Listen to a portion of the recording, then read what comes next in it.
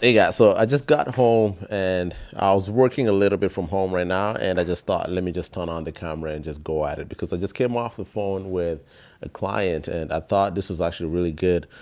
I could have, I know, I'm not changing it to my clothes, but the main thing I really wanted to say here is there's a lot that's going on right now in the real estate market with so many homeowners, because a lot of homeowners are feeling very uptight because of how the interest rates have been, particularly those homeowners that are now coming into the realization that they have to do a refinance on their properties. And they're just coming from the interest rates where they were paying around 2% to even like, yeah, they're paying around 2%, 2.5%, because now you're coming to the reality that the interest rates you're going to get is 6%. So this is the client that I just came off the phone with, and she was asking me like that 6% is going to be really hard for her. The good thing here is we caught it a little bit early because now they are 6 months away from the refinancing coming up,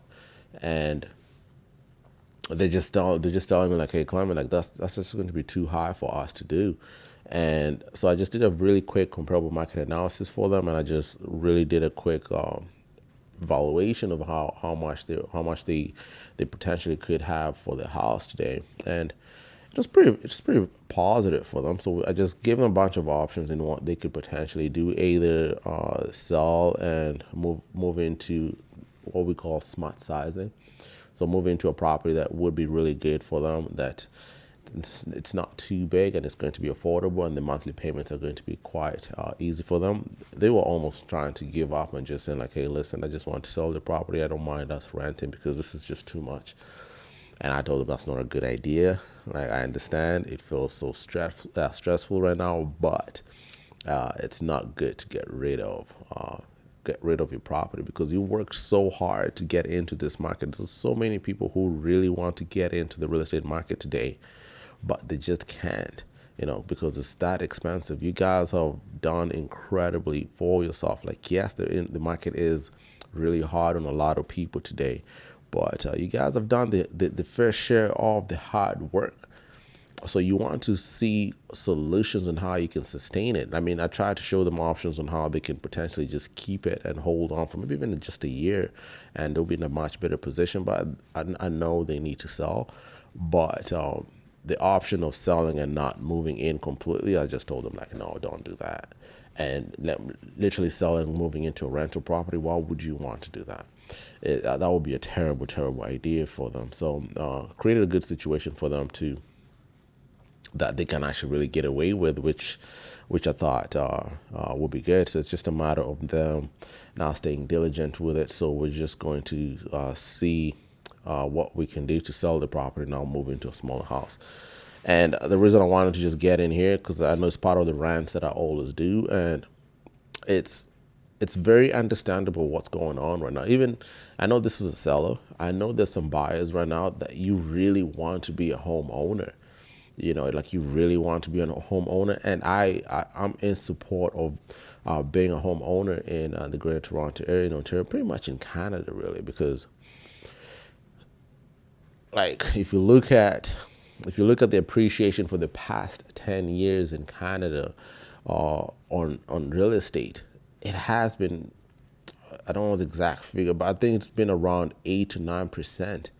That is significant. And if you just look around the GTA area, it's that trajectory of the real estate market in the GTA has been very solid. So I understand buyers who want to get into the market right now, and you're trying to figure out solutions on how you can do this. What I would say to those buyers is don't take any shortcuts.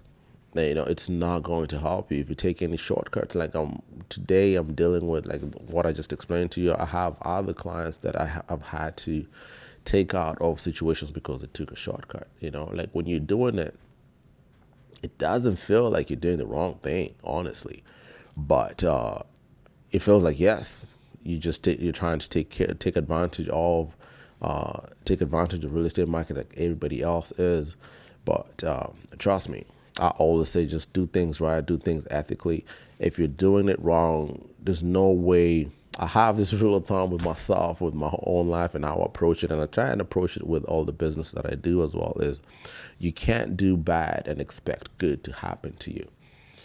You always have, like, if you're doing whatever you're doing, it's not ethically correct. It's not ethically right. You're getting away with it right now, but eventually it will come back, because you don't put what you rep is what you saw. You're not going to get what you did not put in.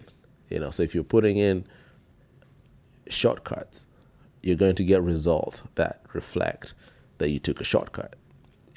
you know so I just try to just make it as simple as possible. So if you are a buyer out there and you really want to get into the market, you don't like, it's understandable.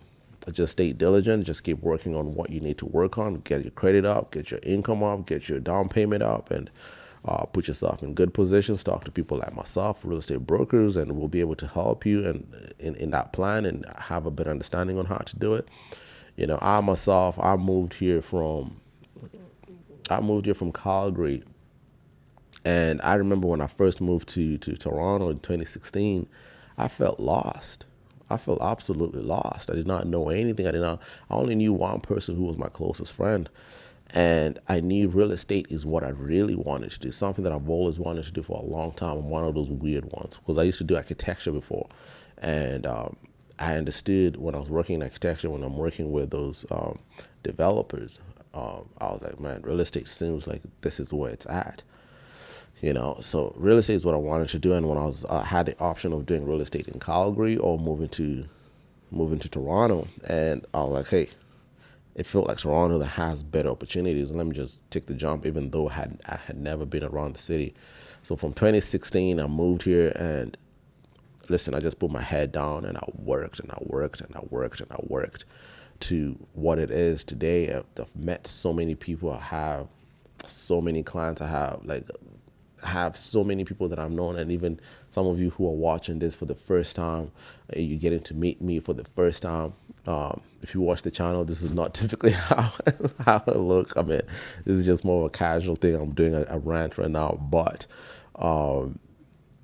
it's honestly, it's incredible. It's incredible what you can do if you just stay diligent and you just stay patient. And obviously, you're going to have your downs. I've had the most insane downs in this business, but if you stay true to yourself, if you stay ethical, the right road typically always takes longer to get to where you want to get, but the fruits at the end are much better. I'm not at the end yet, but I can see the road that I took was not the easiest road, and it has been grateful. It has been good. So for all you buyers out there who want to get into the market and you can't, just stay diligent, just stay patient. It will eventually happen. And just make sure you take the right steps. Make sure you have the right people guiding you through it, and all will be good. I'm going to do a video talking about the right neighborhoods in Toronto that you should be looking into.